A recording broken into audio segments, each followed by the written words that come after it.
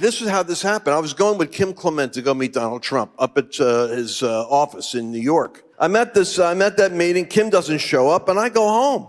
And I'm very desperate because people are saying, well, what do you think of Trump? What do you think of Trump? I go, I don't know. I was going to get a free ride off the Prophet over there. He's going to get a word, and then I try to help him out. I said, but now I have to hear for myself. Now, weird thing is, by process of association, you can pick up on someone's gifts. So I'm hanging out with Kim, and he shedded the prophetic on me. Because I get home, and I hear off my left ear, I hear, Donald Trump is a wrecking ball to the spirit of political correctness. It's like a ticker tape coming right through my ear. I go, whoa, this could be a deceiving spirit. I'm not used to hearing God that clearly. The next president of the United States would be Isaiah 45. Oh, boy.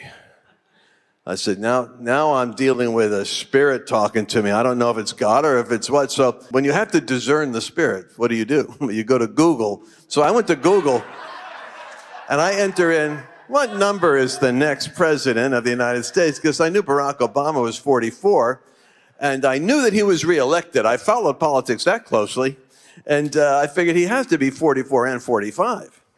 But of course, it says there, right there in Google, it says, the last president was 44, reelected twice, but you only get your number once. It's kind of like a football jersey, New York Yankees. Your number is 7 for life.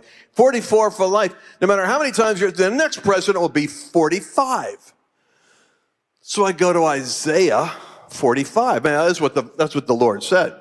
I should have gone to Isaiah 45 first.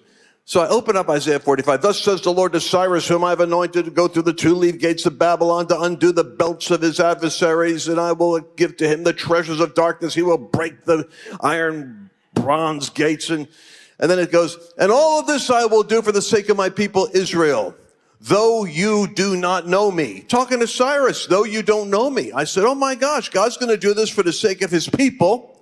He's going to do it for the sake of Israel.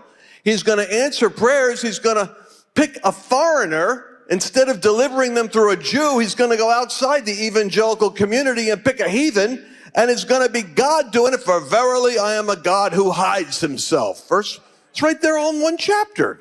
Well, it's obvious to me.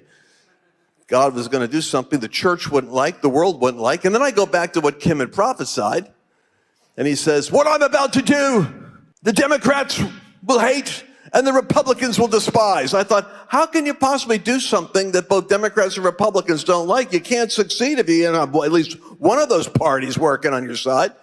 But Donald Trump comes along, the Democrats hated him, and the Republicans despised him. God raised up something because the prophet said, God wasn't happy, he was dissatisfied with both parties. Dissatisfied. Well, anyway, this wasn't a word that anybody wanted for the reasons that Scott said. Republicans they either liked Ted Cruz or they liked, Ben Carson.